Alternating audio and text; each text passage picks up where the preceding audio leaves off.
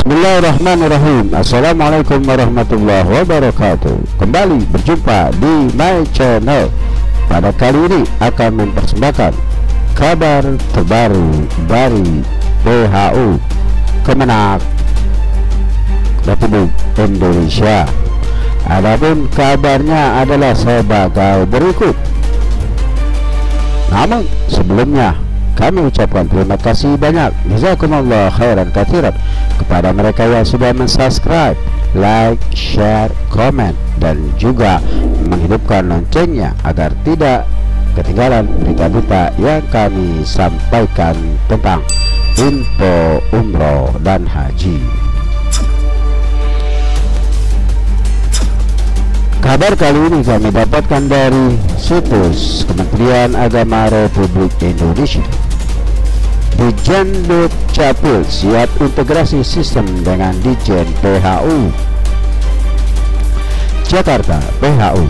Direktur Jenderal Kependudukan dan Pencatatan Sipil Kementerian Dalam Negeri Judan Arif Fakrullah menjadi narasumber utama pada kegiatan Focus Group Discussion FGD Transformasi Digital Siswat dan Kementerian Dalam Negeri. Judan menilai FGD yang dilakukan sangat penting sebagai bagian penting dari koordinasi internal pemerintah. Koordinasi sangat dibutuhkan antar K-L sebagai sistem pemerintahan yang sehat, kata Judian pada FGD yang digelar di Jakarta Kamis 4 November 2021. Pada kegiatan tersebut, Judan menegaskan kebijakan single identity number dengan menggunakan nomor identitas kependudukan NIK. Menurutnya penduduk tidak boleh memiliki KTP elektronik lebih dari satu. Penduduk tidak dapat melakukan rekam ulang KTP elektronik dengan mengubah identitas karena telah terekam sidik jari dan iris mata.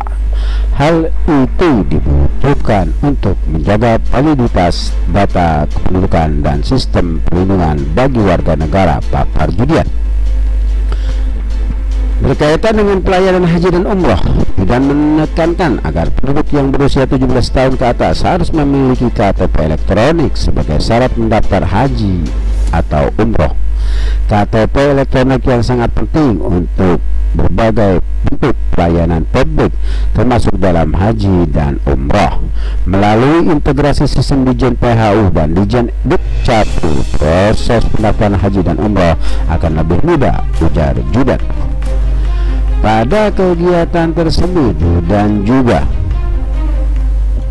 menegaskan kebijakan single identity number dengan menggunakan nomor identitas kependudukan NIK. Menurutnya penduduk tidak boleh memiliki KTP elektronik lebih dari satu.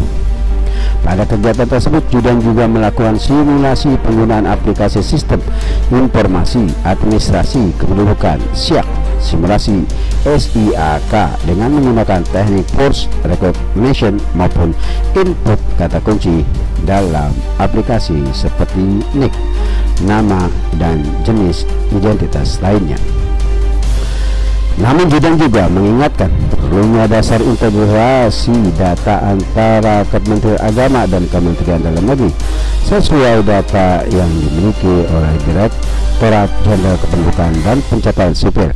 Perjanjian kerjasama dengan Direktorat Jenderal Penyelenggara Haji dan Umroh perlu diperbarui. Perjanjian kerjasama yang ada perlu diperbarui agar proses integrasi sistem dapat segera dilakukan. Kita bekerja dengan secepatnya agar manfaatnya segera dapat dirasakan masyarakat, ujar Judan. Direktur Bina Umroh dan Haji Khusus Nur Arifin juga hadir mendampingi Judan pada FGD tersebut. Nur Arifin menyatakan perlunya akurasi data penduduk dalam bisnis proses haji dan umroh. Penyelenggara haji dan umroh membutuhkan data yang akurat untuk memastikan penyelenggara haji yang adil, cermat, dan akuntabel. Salah satu informasi penting adalah kebenaran identitas jemaah baik nama, NIK, tanggal lahir, dan domisili, terang Nur Arifin. Berikutnya, Nur Arifin juga menjelaskan bahwa beberapa proses dalam penyelenggaraan haji tergantung pada kebenaran informasi seperti usia saat mendaftar minimal 12 tahun, usia saat keberangkatan minimal 18 tahun, konsistensi nama jamaah diisi squad dengan paspor NIK dan nama serta domisili jemaah, pemberian nama polisi serta usia minimal dan maksimal petugas haji.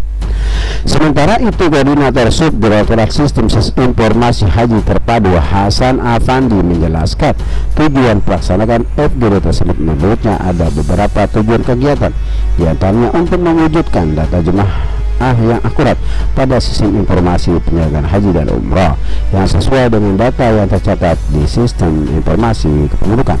Selain itu, agar proses verifikasi data jamaah lebih mudah, baik pada saat pendaftaran, pelunasan, proses pempisaan, proses diembarkasi, asuransi jiwa, pemeriksaan kesehatan, vaksinasi, maupun saat operasional di Arab Saudi, terang Hasan Afandi. Diskusi berlangsung cukup produktif. Selain kesepakatan agar perjanjian kerjasama antar dua lembaga segera terwujud, juga diperoleh solusi atas beberapa permasalahan yang terjadi dalam proses penyelenggaraan haji dan umrah, terutama yang terkait dengan identitas jemaah haji dan umrah. Endingnya, kami berharap terwujudnya integrasi data antara sistem informasi penyelenggaraan haji dan umroh dengan sistem informasi administrasi kependudukan tandasnya. Demikian kabar terbaru dari Ditjen PHU Kementerian Agama Republik Indonesia. Adapun kabar yang kami terima pada hari ini adalah bahwasanya pemerintah memang sudah mempersiapkan secara maksimal untuk persiapan keberangkatan jamaah umroh pada tahun ini. Namun ternyata info terakhir dari Saudi Arabia yang kami dapat adalah Indonesia belum juga mendapatkan kesempatan untuk berangkat haji pada 2021 ini. Kemungkinan juga Indonesia akan bisa atau boleh memasuki Saudi Arabia untuk melaksanakan umrah pada tahun 2002. Itulah info opini yang kami dapatkan dari rekan-rekan yang tinggal di Saudi Arabia. Demikian informasinya. Semoga tetap kita berdoa dan berharap Saudi Arabia membolehkan berangkat umroh untuk jamaah Indonesia pada akhir tahun ini. Thanks for watching. Syukran ala musyahadatikum. Assalamualaikum warahmatullahi wabarakatuh.